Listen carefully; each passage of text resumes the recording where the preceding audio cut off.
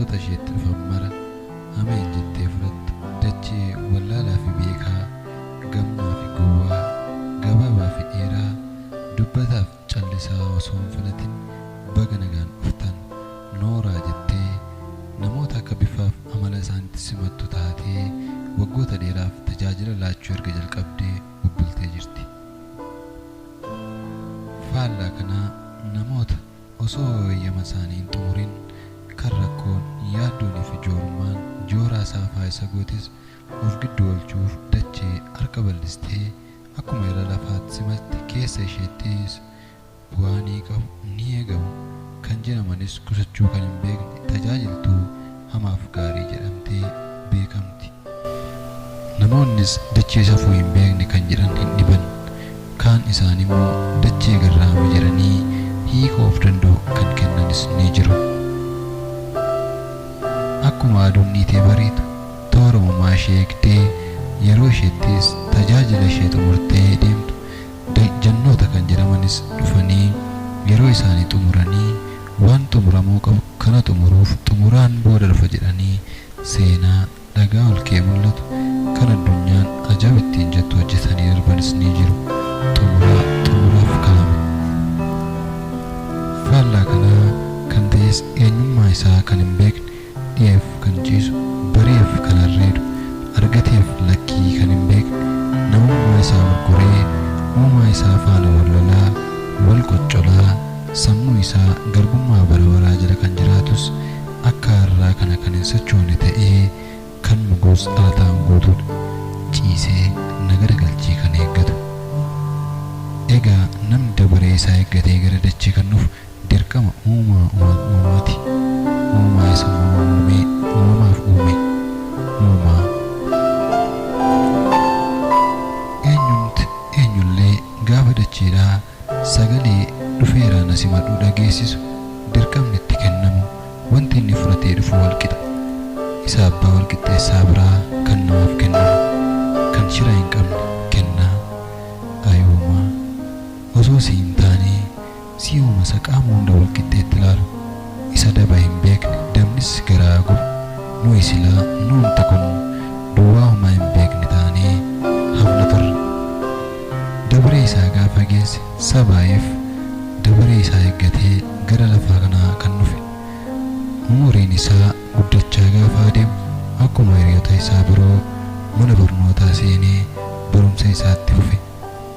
Sabaa'eef nama hiriyoota isaa fi hawaasa qabeessi fudhatama qabu jedhamee beekama. Nama naatoo qabeessa namoonni ilaalanii hoggum yaa'umaa ittiin jedhan mucaa dhaabbii tolu surra qabeessa namaati.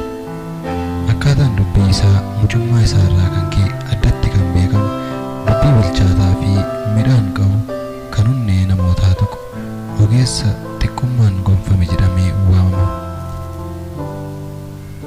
Sabaa'eef nama waan dubbate kamiifuu amanamu isa dubbate kan fakkaatu guutummaatti jechaaf hojiin isaa kan wal fudhate.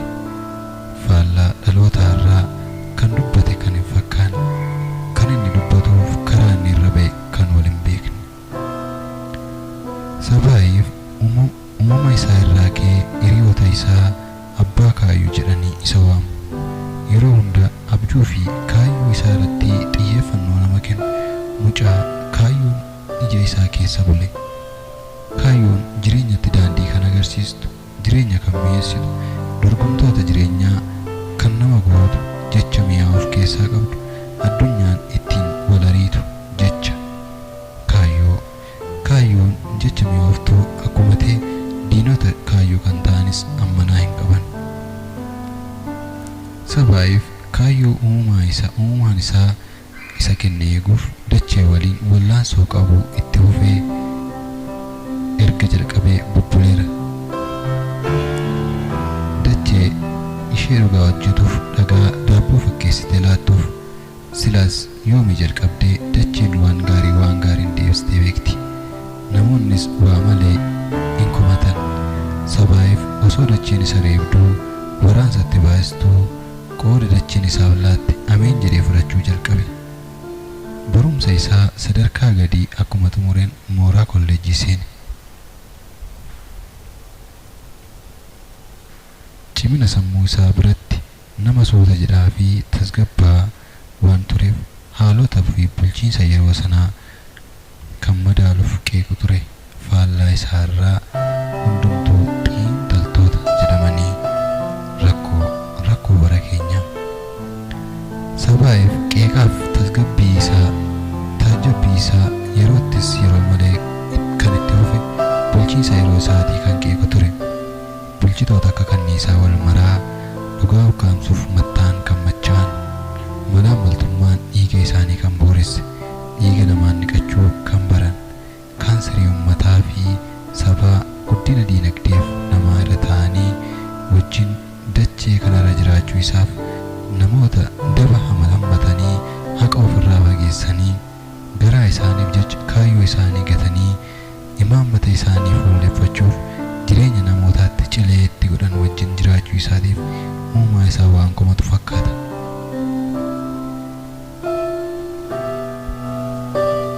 Sabaa'eef erga gara kolleejjii seenee amalli duraan wajjin guddate amala uumaa galfee namaa kennuu jalqaba.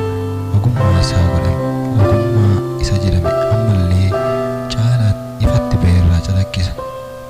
Kolleejjii bakka namoonni itti qaraman burqaa beekumsaa bakka itti kaayyoo uumamuu fi fiixan baasanis kan ofiis itti murteeffatan kan wal'aansoon guute namoonni itti qarabaan yoo jedhamus faallaa isaa namoonni itti doomanis hin dhibaman.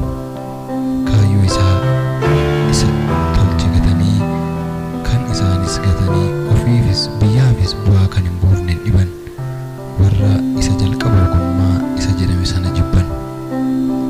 Fuulli isaa bulchiinsaa fi imaammata yeroo isaatii yaaduu akkuma jalqabu gurraacha'uu eegalee jira. Maal taa'ee uuma osoo nanuum hin ta'e amma daba bulchitoota akkasii ilaaluu waan jiru fakkaata. Isa ibsa namoota irraa faana wal fudhate osoon hin dhalanne ta'e maafan uumamee jedhanii kan namoonni itti of baaraa finyoo ofitti hidhaa ofitti hiikaa oolan. Sabaa'eef garuu jechi akkasii raawwatee afaan isaa keessaa ba'ee hin beeku. Faallaa kanaa daba kana sirreessuuf hangaadha of beeka. Kanaafan uumame amma humna koo na deema. Abbaan haqaa inni haqaaf wabii ta'e nan gata. Fakkeenyummaa ta'uun qaba yoon fakkeenyaan ilaalus dhabe jecha gara kuteessa. Sabaa'eef nama isa dura bulchichoota morman hin agarre nama jalqabaati.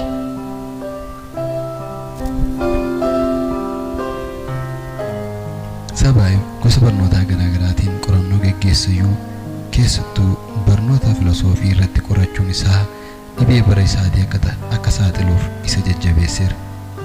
Akkuma baay'oonni dandeettii isaanii fayyadamanii daba wayyaa jalaa xaxaa'olan qoraattii dhoqqee keessaa awwaalanii kan uumaa isaaniif dhaloota kan jiraatan namoonni hin dhibaman. Daba saba irratti hojjetamu kan saaxilu kutataa isa garaa kutate isa haqaaf wareegamu dhugaa qofaatti baatee baay'oonni ajjeeffataniif hiriyaa kan ta'u dhugaa isa bulee dhugaa namaa baasu.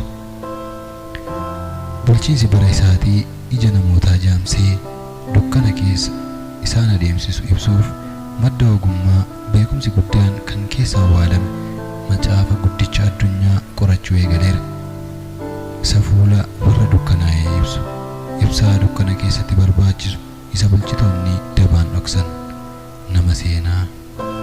Seenaan maqaa hin awwaalamne darbee dhalootaaf kan jiraatu dhalootaaf kan kaafamu.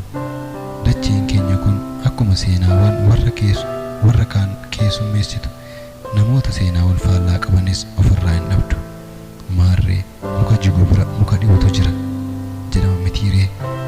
Kaan dhalootaaf kuufamu kan qabu mankuusa guutanii dhaloonni itti gargaaraman irraas baratanii fi irra deeman akkuma qabdu. Addunyaan keenya namoota seenaa fokkisaa galmeessanii dhaloota gufuu ta'anii fi dacheetti ulfaatina qaama isaanii qofa kan dabalan hin dhibaman. Sabaa'eef hacuuccaa fi aleellaa macaafa guddicha addunyaa irratti ta'eef dhokachuu haqa isaatii quuqamuu isaa guyyoonni deemanii baatee irra taranii waggoota guutaniiru. Erga dhugaa isaa qoruu jalqabee as garaan isaa dhoksaa imaammataan ukkaanfame ilaalee garaa isaatti dhiiguu jalqabeera. Keessa ofiitti kan nama dhiigu, kan namni namaaf hin beekne, isa baay'oon keessa isaanitti dhiigaa deeman, madaa qubaa ta'e isa nama nyaatu, haqni haqaaqamu. Isa baroota hedduuf akkasumaan barbaadaa ture sana amma argachuuf hin oolu. Isan argadhe kanas maal godhu isa jedhu gaaffiin jireenya isaa darare. Barsiisuufis dirqama, silas gaafa ragaaf kaan morma qabaan hin hawwamafe. Inni sobaa wajjin diinummaa fiduu jalqabeera. Soba goyoomsaan guute saaxiluuf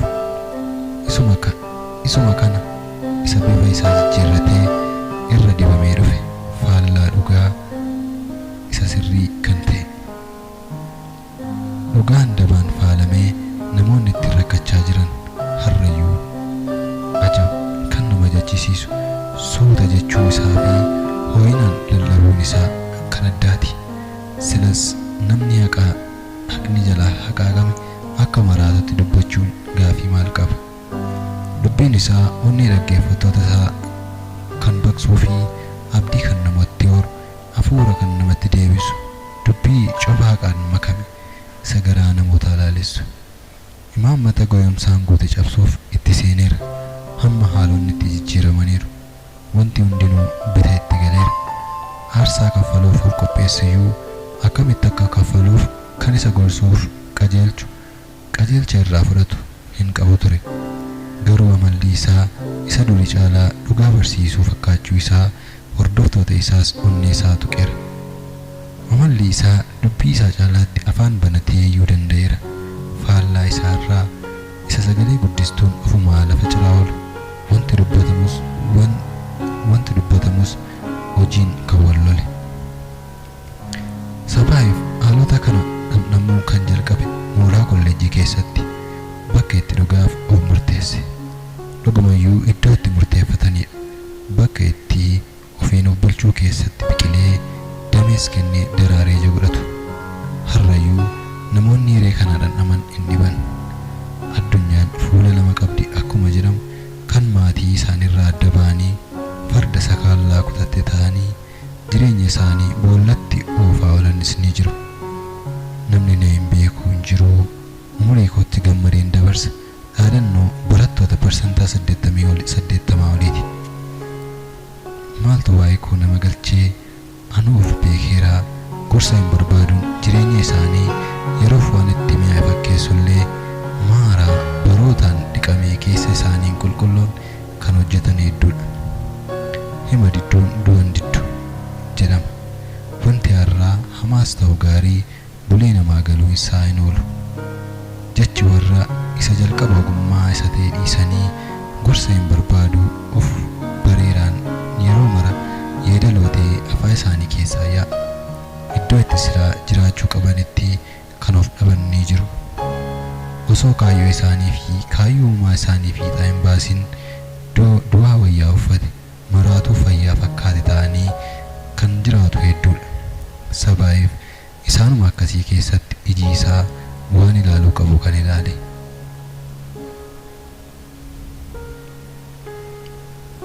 Dargaggoon dhugaa qorachuuf iji isaanii bittaa goyoomsaan jaameera. Beekaa wallaalaa ta'e isa jalqaba ogummaa dhiisee sobaan reebamu. Isa dhugaa macaafa guddicha addunyaa isa ta'e jibbee sobaaf dibbeedhaa oolu. Kanuma bara keenya xiqqoo faaresseen alatti gochi qondaaltotaa namoota kaan yoomsanii ofiif dureessa ta'anii jiraatu. Qabeenya uummataa saamanii dhugaa waan barsiisan fakkaatanii qarshiif kan fiigan yeeyyoota raroo uffatanii bara isaanii deegaaf saaxilan keessatti kan inni lolaa jiru. Egaa maaltu adda godhanii keenya soof ammayyeessee teknooloojii jabanaan golgamee macaafa guddichaa dalga barsiisaa kaayyoo garaa isaaf jiraatu butaan akka waraabessaa fageenya meetira hin guunneen godoo dhaabbatee kan uummata keenya saamanii jiru. Maatiin ijoollee isaanii mooraa barnootaa irraa dhorkuun sabaa'eef itti madaa dabalataa itti ta'ee isa hooksisuu jalqabeera. Dhugaa haqaaqame kan hubatan namoota sadarkaa olaanoo waan turaniif suniyyuu karaa biraan barattoota hojii isaanii seenanii kan akka hin arganneef cufamaa waan jiru fakkaata. Kun caalaatti hojii isaa saffisaan hojjechuu akka qabu isa onnachiise. Falmiin eegaleera. Gareen haqaaf dabaa sabaa'eef falmii isaa itti hafuuf malee gufuun itti baay'achuu irraa kan kee dhaabadhu. Waan kana caalaa deemtu waan jiru fakkaata. Inni garuu itti barumsa akkasii dabni akkasiis baruu fi jiguu akka qabu ibse. Isa garaa isaanii gube. Amma itti galii isaanii waan goguu jiru fakkaata. Mareen itti dhugaa kutu adeemsifamuu jalqabeera. Sabaa'eef bakka argametti akka gufatuuf boolli qotameera. Isa warra of toluun qophaa'e, isa nagaa hin beekne, warra sassattummaan isaanii namoota baay'ee rifachiise, sassataa quufa hin beekne, fayyina gurguruu.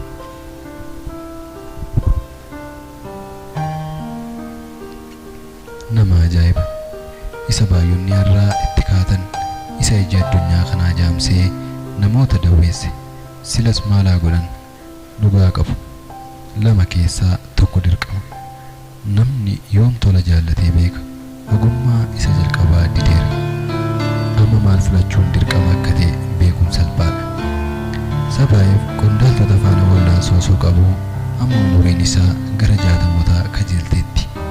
Umurii isaatti harka kennatee jiraachuun mana hidhaa seenuun jibbamuun arrabsamuun soorata isaa guyyaatti kan dabalaman. Umuriin isaa gara lullumaatti dhufullee dargaggeessa mogolee jabaa jedhee ofaman. Dhuguma dargaggeessa. Kan isa faana jiran dargaggoota jaboo qaree qara baaseera. Jabaan qarame. Faallaa isaa irra isa bara keenyaa jabaadha kan jedhaman dabaan yeroo isaan dhalootaa cuucan caalaa arguun maaltu namatti ulfaata. Isa walii isaatti cofatee humna walirratti fixu silaa kan mormoonni ibsaan damuu baatu harranni xiqqaan midhaan coba jalaa ta'ee isa beekaan abbaa aangoon gadi qabamee jiraata. Qooda wal jabeessuu mogolee wal buusuu qooda waliif yaaduu walirratti yaaduun jaamummaa bara keenyaati. Amma garuu hojii isaa waan dukkanaa'uuf jedhu fakkaata. Dullumni sagalee isaa isa dura akka xiyyaa nama waraanu harkaa fudhattee sagalee isaa inni waltajjii gurguddaa irratti 1000 dhugaa'eere har'a waamee dhageessuun itti cimeera. Kanumaaf inni macaafa guddicha addunyaa bara dargaggummaa keetti jedhuuf yeroon akka fixeensaati, akka hurrii ganama ba'ee yeroo aduun ifu baduuti, akka galaana roobaan guuteeti. Har'a namoonni utuun yeroo kootti jiran hin dhiban, utuuf eegeen booddee deemti jedhu. Kan yeroo dulluma isaanii ta'anii quba nyaatan guutuudha. Kaan immoo osoo of baaranii keessa lafaas kan seenan hin dhiban, erga galanii namaa gala jedhu mitiire. Amma karaa hundumaan daandiin itti cufame fakkaata. Dullumni morma isa qabatteetti. Yeroo onnee isaa fi kaayyoo isaa xobbeedha. Doorsi qondaaltotaas itti hammaachaa dhufeera. Amma yeroo inni laafetti isa argataniiru. Kaayyoo isaa waan dimimmisaa'e fakkaatee maamiltoonni isaa baay'een abdiin harkatti qaqallatteetti. Guyyaan akkuma baree adeemu gaariif hamaas baatee adeema. Kanumaaf iyyuu kan baay'oonni har'a maaliif naaf baree jedhan guyyaan hundi wal qixa dhi'ee hin bari'u. Sabaa'eef guyyaa inni itti abdii kutatu har'a bakka jiruu qabamee fuula abbaa murteetti dhiyaateera. Akka du'uuf duraan murtaa'uyyuu ammayyuu hin raggaane ture. Har'a garuu yeroo itti dhugaan isa xumuraaf cittu jedhamee eegama. Deeggartoonni dhugaaf sobaa mana murtee marsaniiru. Akka isa gaafa tulluu Qarmeeliyoos irratti isa xumuraaf sagaleen numaa dhaga'amuuf jedha. Sabaa'eef dhaabatee jira murtee isaa argachuuf. Qondaaltonni sabaas harka isaanii kaasaniiru. Gammachuun isaan weeraree machaa'aniiru. Sagalee numaa dabarsuuf sakandii muraasatu hafe. Murteen nagaa abbaa murtee sobaa bira